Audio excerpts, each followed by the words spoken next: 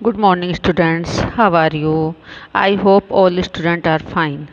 मेरे प्यारे स्टूडेंट्स सब अच्छे होंगे, हैप्पी होंगे एंड हेल्थी होंगे। ओके, तो लिसन स्टूडेंट्स, आज हम सुनहरी धूप में पाठ 13 चैप्टर 13 करेंगे। तो everyone students take out your Hindi textbook सुनहरी धूप पाठ 13 चैप्टर 13 पेज नंबर 105। कितना? पेज नंबर 105, ये हमारा पेज नंबर है। ओके, निकाली सबने? ओके, चैप्टर नंबर 13 यात्रा जो पूरी ना हो सकी। तो लिसन स्टूडेंट्स, आपने चैप्टर का नाम को ध्यान से पढ़ो। आपने देखा यात्रा जो पूरी न हो सकी। ओके, यात्रा होती है जिस जर्नी पे हम निकलते हैं, जिस जर्नी के घूमने के पर्पस से हम निकलते हैं। मान लो हम यहाँ से वैष्णो देवी मंदिर के दर्शन करने के लिए गए, वैष्णो माता के दर्शन करने गए, तो हमारा एक टारगेट होता है, हमारा ये होता है लक्ष्य कि हम माता वैष्णो देवी के दर्शन करके आएंगे या दर्शन करने जा रहे हैं। ठीक है, अगर किसी कारणवश हम मंदिर तक नहीं जा पाते हैं, नहीं दर्शन कर पाते हैं, तो वो हमारी यात्रा असफल रहेगी, वो अधूरी रहेगी, हमारी यात्रा पूरी नहीं होगी। तो यहाँ पर जो ये चैप्टर है यात्रा जो पूरी न हो सकी, तो ये नेहरू जी की जीवन पर आधारित है। एक छोटी सी उनकी जीवन का एक छोटा सा ये पार्ट है, ये टाइम है।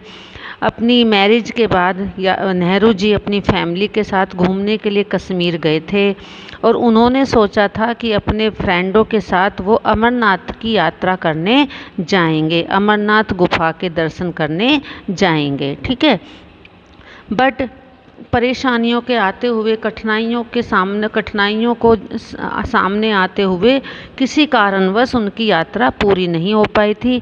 वे अमरनाथ की गुफा के दर्शन नहीं कर पाए थे। तो ये उनकी एक कहानी है। उन्होंने स्वयं इसमें बताया है कि मैंने वहाँ क्या क्या परिस्थितियों का सामना किया, क्या क्या कठिनाइयाँ हमारे सामने आई थी और हमारी यात्रा पूरी नहीं हो पाई थी, हम वापस लौट आए थे। ओके, तो चैप्टर का क्या नाम है? चैप्टर का नाम है यात्रा जो पूरी न हो सकी। ठीक है बेटा, तो कभी भी हम कोई भी चैप्टर पढ़ते हैं तो हमें सबसे पहले यहाँ से स्टार्ट करना होता है, ऊपर से जहाँ ग्रीन हमारा लिखा हुआ तो ग्रीन वर्डों में यहाँ से हमें चैप्टर पढ़ना स्टार्ट करना होता है। यात्रा करना हम सभी को अच्छा लगता है, यात्रा करना हम सभी को अच्छा लगता है, यह एक यादगार अनुभव होता है।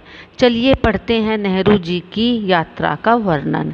यात्रा करना, घूमना, जर्नी करना हमें सबको पसंद होता है। जैसे ही वैकेशन होती हैं, जैसे ही छुट्टियां होती हैं, हम सब उसी से पहले ही प्लानिंग बना लेते हैं और छुट्टियां होते ही हम घूमने निकल जाते हैं।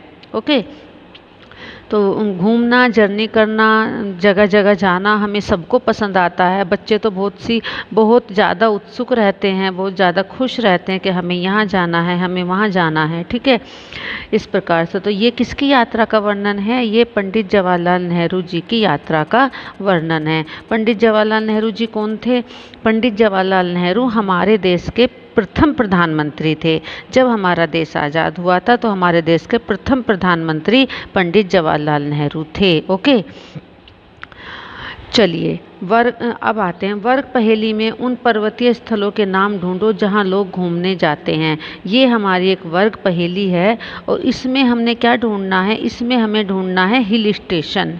पर्वतीय स्थलों मतलब हिल स्टेशन। पर्वतीय जो होते हैं पहाड़ी स्थानों, पहाड़ी स्थलों। ओके, पर्वतीय मीन्स पहाड़ी, हिल स्टेशन बोल सकते हैं पर्वतीय स्थलों को। ओके, तो यहाँ पर हमने ढूंढना है, ये आपको अपनी बुक में आज ही कर लेना है वीडियो देखने के साथ साथ। तो फर्स्ट वन हमारा आता है कश्मीर, ये मैंने यहाँ किया हुआ है कश्मीर। फिर है मसूरी। ओके, ये है फिर हमारा नैनीताल, ये है कुल्लू मनाली। ओके, ये है हमारा कुल्लू मनाली, राइट।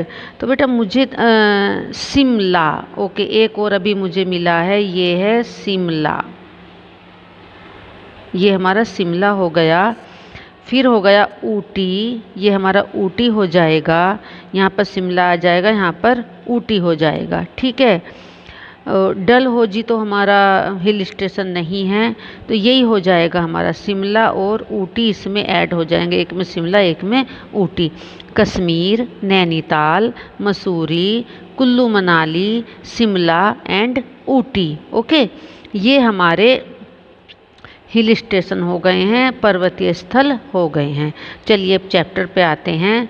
ओके, 1916 में अपने विवाह के पश्चात, कौन किसके विवाह के पश्चात? नेहरू जी अपनी शादी के बाद, पश्चात मीन्स बाद, विवाह मीन्स शादी, मैरिज। ओके, 1916 1916, हिंदी में हम इसको बोलेंगे 1916 में अपने विवाह के पश्चात, अपनी शादी के बाद हमने कुछ महीने कश्मीर में बिताए। जब इनकी शादी हो गई थी, अपनी शादी के बाद ये कुछ महीनों के लिए कश्मीर में रहे, कश्मीर में इन्होंने अपना समय बिताया। मैंने अपने परिवार को तो श्रीनगर की घाटी में छोड़ दिया। उनकी जो फैमिली थी, उन्होंने अपनी फैमिली को श्रीनगर की घाटी में ही छोड़ दिया, क्योंकि जहाँ का वो सफ़र करने वाले थे वो जो है थोड़ी यात्रा जो थी थोड़ी डिफ़िकल्ट थी, थोड़ी डेंजर थी। ओके, परंतु मैं अपने एक चचेरे भाई के साथ कई हफ्तों तक पहाड़ों पर घूमता रहा। चचेरा भाई मीन्स उन कज़िन जो होते हैं वो चचेरे भाई उनको बोलते हैं, चाचा के लड़के, बड़े काका के लड़के, वो हमारे कज़िन होते हैं, वो चचेरे भाई होते हैं। कई हफ्तों तक मीन्स कई हफ्तों, 4 हफ्ते, 5 हफ्ते, 1 महीना, 1.5 महीना वो पहाड़ों पर घूमते रहे। ये कौन बता रहे हैं अपने बारे में? ये पंडित जवाहरलाल नेहरू अपने बारे में बता रहे हैं कि मैं अपनी शादी के बाद मैंने कुछ महीने कश्मीर में बिताए और मैंने अपनी फैमिली को कश्मीर की घाटी में छोड़ा। मीन्स कश्मीर की घाटी में वहाँ उन्होंने घर लिया हुआ था, उसमें वे छोड़कर अपने चचेरे भाई के साथ ऊंची पहाड़ियों पर कई हफ्तों तक, मतलब 1-1.5 महीने तक घूमते रहे। इस यात्रा में मुझे एक दिल दहला देने वाला अनुभव हुआ। दिल दहला देने वाला, बहुत ही डरावना, जो बिल्कुल हमें ऐसा लगा बिल्कुल हम मरने वाले हैं। दिल दहला देने वाला मतलब बहुत ही डरावना, बहुत ऐसा एहसास कि बस मैं मर ही गया था, बाल बाल बचा हूँ या मेरी जान मुश्किल से बची है। ऐसा अनुभव मीन्स एक्सपीरियंस, अनुभव मीन्स एक्सपीरियंस, है ना। उनको एक ऐसा एक्सपीरियंस उनको हुआ जो बिल्कुल उनको अंदर तक हिला दिया। उनको बहुत बुरी तरह जो है उस एक्सपीरियंस ने, उस अनुभव ने उनको डरा दिया। ओके, जोजिला घाटी से आगे सफ़र करते हुए हम एक जगह पहुँचे। जोजिला घाटी, जोजिला घाटी एक जगह का वहाँ पर नाम है। ओके, जोजिला घाटी एक जगह का नाम है।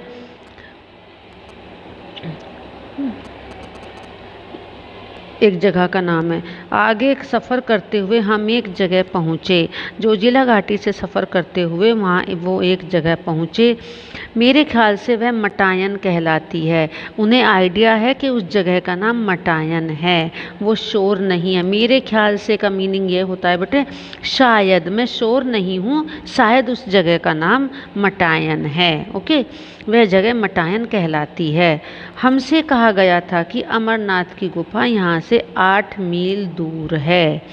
तो वहाँ जो आसपास कोई लोग पहाड़ों पर रहते हैं, उनसे उन्होंने पूछा होगा। पहले बेटा नेट इतना नहीं था, आजकल तो इंटरनेट से डिस्टेंस देख लेते हैं।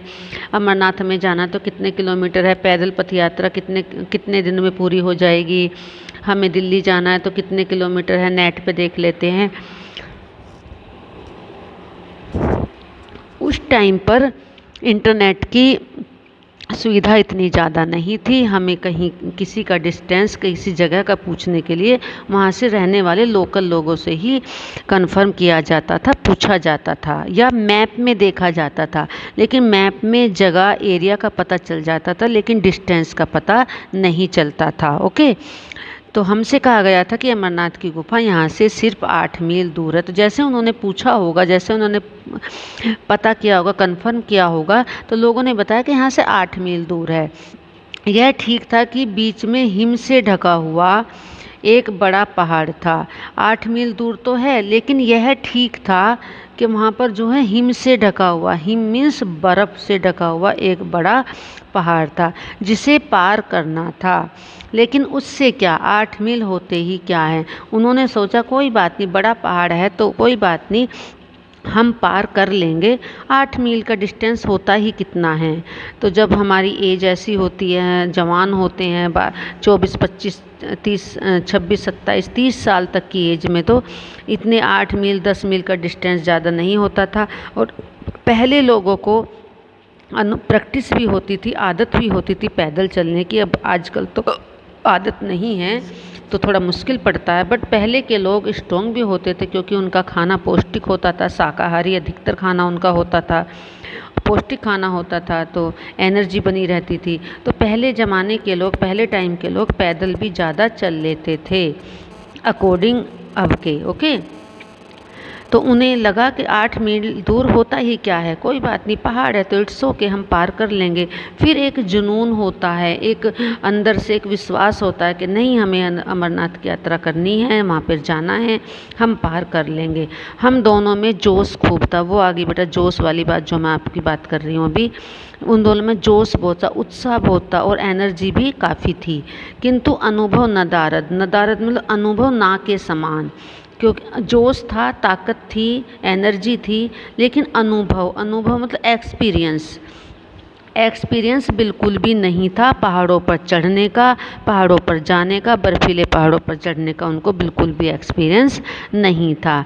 हमने अपने डेरे तंबू जो 11,500 फीट की ऊंचाई पर थे, अपने डेरे तंबू क्या होते हैं, वहाँ पर ये होता है कि वहाँ पर डेरे तंबू, पहाड़ों पर बेटा घर तो होते नहीं हैं, घर नहीं होते हैं तो एक उसके घर बनाए जाते हैं, तंबू बनाए जाते हैं, वाटरप्रूफ तंबू बनाए जाते हैं। तो उन्होंने वहाँ कहाँ पर छोड़ दिए, 11,500 फीट ऊंचाई पर उन्होंने अपने डेरे तंबू 11,500 फुट की ऊंचाई पर छोड़ दिए थे। हमने एक छोटे से दल के साथ पहाड़ पर चढ़ने लगे। हम एक छोटे से दल के साथ, दल मीन्स ग्रुप, ओके, दल मीन्स होता है ग्रुप, एक समूह। कुछ लोग वहाँ के उन्होंने लोकल लोग ले लिए होंगे, उनके चचेरे भाई थे और नेहरू जी खुद थे, और वो एक छोटे से समूह के साथ, छोटे से ग्रुप के साथ पहाड़ पर चढ़ने लगे। रास्ता दिखाने के लिए हमारे साथ वहीं रहने वाला एक, क्योंकि उनको रास्ता मालूम नहीं था तो उन्होंने वहाँ पर रहने वाले एक व्यक्ति को अपने साथ ले लिया। ओके, फिर हम लोगों ने रस्सियों की सांकल सी बनाकर एक दूसरे को बांध लिया। फिर उन्होंने क्या किया, ये जो हमारी ये जो रस्सी की सांकल है, इससे उन्होंने एक दूसरे को बांध लिया। ये रस्सी है, इसमें भी बंधे, ये भी बंधे हुए हैं, ये बंधे हुए हैं, ये बंधे हुए हैं। इन्होंने सांकल बनाई और इन्होंने एक दूसरे को बांध लिया। ठीक है, तो बेटा मैं नीचे वाला जो पैसेज है ये पढ़ रही हूँ, ये आपको इसमें दिख नहीं रहा होगा यहाँ पे। ओके, हम लोगों ने रस्सियों की सांकल से बनाकर एक दूसरे को बांध लिया। ऐसे ही बंधे हुए हमने एक बर्फीली नदियों को पार किया। ऐसे ही बंधे उन्होंने बर्फीली नदियों को पार किया। हमारी मुश्किलें बढ़ती गईं और सांस लेने में भी कठिनाई होने लगी। तो लिसन बेटा, जैसे जैसे हम बर्फीली पहाड़ियों में जाते हैं, ऊंचाई पर जाते हैं, तो ऑक्सीजन कम होने लगती है क्योंकि वहाँ पर पेड़ पौधे नहीं होते। और ऑक्सीजन हमें कहाँ से मिलती है, पेड़ पौधों से मिलती है। जहाँ जितने ज़्यादा पेड़ पौधे होंगे वहीं हमें ऑक्सीजन की दिक्कत नहीं होती है। और जैसे ही पेड़ पौधों की कमी हो जाती है, हमें ऑक्सीजन की दिक्कत होने लगती है, हमें सांस लेने में दिक्कत आने लगती है। सेम सिचुएशन यहाँ पर उनकी है। बर्फीली नदियों को पार किया, हमारी मुश्किलें बढ़ती गईं। मैं लास्ट सेकंड लाइन पढ़ रही हूँ बच्चों इसी पेज पे। तथा सांस लेने में भी कठिनाई होने लगी। जैसे ऑक्सीजन की कमी हुई, उनको सांस लेने में कठिनाई होने लगी। सामान उठाने वालों के मुंह में से खून निकलने लगा। जो लोग सामान उठा रहे थे उनके मुंह में से तो खून निकलने लगा था। मीन्स उनको पहाड़ों की ऊंचाई पर भी चढ़ना पड़ रहा था, फिर उनको सामान भी उठाना पड़ रहा था, तो उनके मुंह में से खून निकलने लगा। ठीक है, चलिए टर्न योर पेज। हालांकि फिर क्या आता है, हालांकि उन पर बहुत बोझ नहीं था, फिर भी जो लोग सामान उठाकर ले जा रहे थे उनके मुंह में से ब्लड आने लगा, खून निकलने लगा। हालांकि उन पर ज़्यादा बोझ नहीं था, बोझ मतलब वज़न, ज़्यादा वेट, ज़्यादा वज़न उन पर नहीं था, फिर भी उनके मुंह में से खून निकलने लगा, उनको बहुत प्रॉब्लम हो रही थी। इधर बर्फ़ पड़ने लगा और बर्फीली नदियाँ भयानक रूप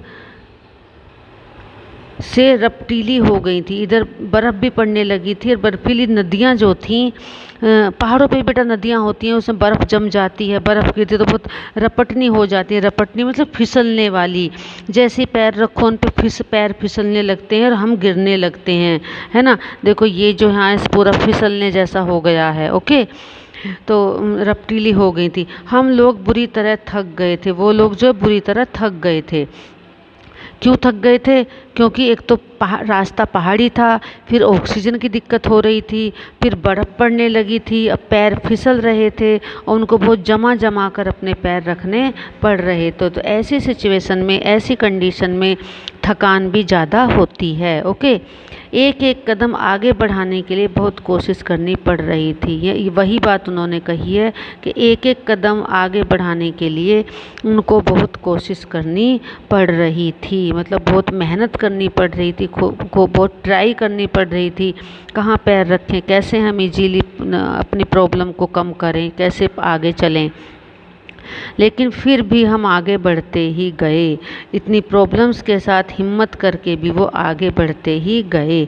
हमने अपने एक हमने अपने हमने अपना खेमा सुबह 4 बजे छोड़ा था। खेमा मीन्स वो जो उनका तंबू थे, उनके जो उन्होंने टेंट बनाए हुए थे, वो उन्होंने मॉर्निंग में 4 बजे वहाँ से निकल पड़े थे। उन्होंने अपने तंबू को 4 बजे छोड़ा था।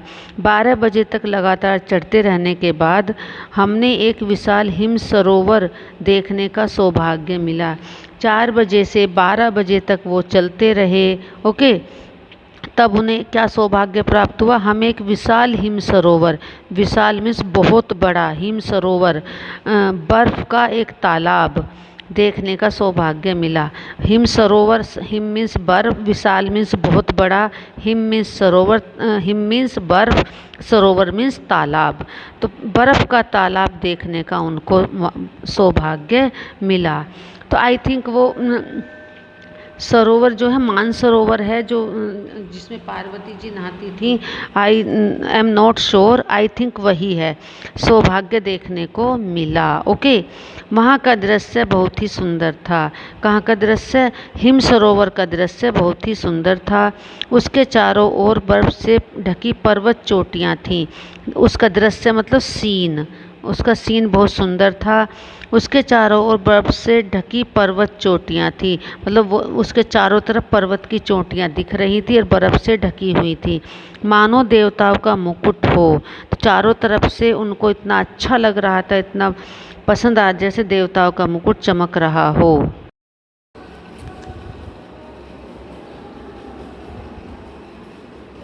ठीक है, तो यहाँ पर बेटा क्या था, हमारा कोशिश करनी पड़ रही थी। और उन्होंने 4 बजे लगातार चढ़ने के बाद 12 बजे एक विशाल हिम सरोवर देखने का सौभाग्य मिला। ओके, वहाँ का दृश्य बहुत ही सुंदर था। कहाँ का दृश्य? जो उन्हें हिम सरोवर देखने को मिला था, वहाँ का दृश्य मतलब सीन, वहाँ का सीन बहुत ही सुंदर था। ओके, उसके चारों ओर बर्फ़ से ढकी पर्वत चोटियाँ थीं। उसके चारों, किसके चारों ओर? सरोवर के चारों ओर। सरोवर तालाब जो होता है बेटा वो थोड़ा नीचे में होता है, और उसके चारों तरफ सरोवर कब बनता है? जब ऊपर से पानी बह बह के आता है। पानी बह के कहाँ से आएगा? ऊंची पहाड़ियों से बह कर के पानी आएगा, और फिर जहाँ पर थोड़ा सा नीचा होगा, जहाँ पर थोड़ा सी नीचाई होगी, वहाँ पर वो पानी इकट्ठा होता जाएगा। तो वहाँ पर क्या था? चारों तरफ बर्फ़ के पहाड़ थे, बर्फीली पहाड़ियाँ थी, और वहाँ से बर्फ़ बह बह कर आ रहा था और सरोवर बन गया था। और सरोवर जो है बर्फ़ का था, और चारों तरफ क्या थी? बहुत ही सुंदर बर्फ़ की चोटियाँ, बर्फ़ से ढकी हुई चोटियाँ थी, मानो देवताओं का मुकुट हो। तो उनको क्या लग रहा था? मानो देवताओं का मुकुट हो, अथवा अर्धचंद्र, अर्धचंद्र में जो आधा चांद, जो आधा चांद होता है वो चमकता रहता है, उसको अर्धचंद्र बोलते हैं। ठीक है। परंतु ताज़ा बर्फ और कोहरे ने शीघ्र ही इस दृश्य को हमारी आंखों से ओझल कर दिया। किसने? ताज़ा बर्फ, जो ऊपर से ताज़ा बर्फ पड़ रही थी, और कोहरा, जो ये सर्दी के मौसम में अब जो सुबह को होता है, कोहरा होता है, वाइट वाइट धुएं जैसा जो होता है, इसको कोहरा बोलते हैं हिंदी में। ओके। कोहरे ने शीघ्र ही इस दृश्य को हमारी आंखों से ओझल कर दिया। ओझल मीन्स हमें दिखना बंद हो गया था, जल्दी ही हमें वो दिखना बंद हो गया था। किसकी वजह से? कोहरे की वजह से। फोग, जो आप बोलते हो बच्चे, फोग मैम, फोग, तो वो जो फोग होता है उसकी वजह से इस दृश्य को हमारी आंखों से ओझल कर दिया था, मीन्स दिखना बंद हो गया था। पता नहीं चला कि हम कितनी ऊंचाई पर थे, कर दिया, पता नहीं चला कि हम कितनी ऊंचाई पर थे। लेकिन मेरा ख्याल है कि हम लोग कोई 15-16 हज़ार फुट ऊंचाई पर ज़रूर होंगे।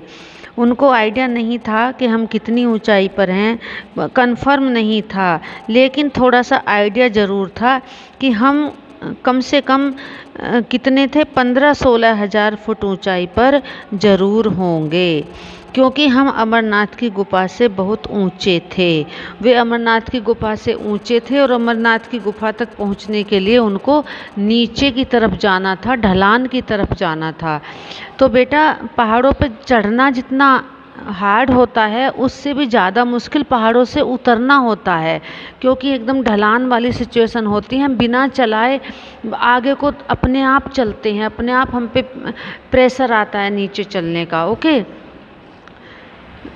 तो हमें उनको जो है चलने में अभी कितनी सारी कठिनाइयाँ आने वाली थी, ये मैं आपको नेक्स्ट वीडियो में कराऊंगी। ओके। तो आज का हमारा ये इतना ही रहेगा बच्चों। आगे वाला अब यहाँ से मैं नेक्स्ट वीडियो में आपको ये चैप्टर समझाऊंगी। ओके बेटा, बाय, टेक केयर।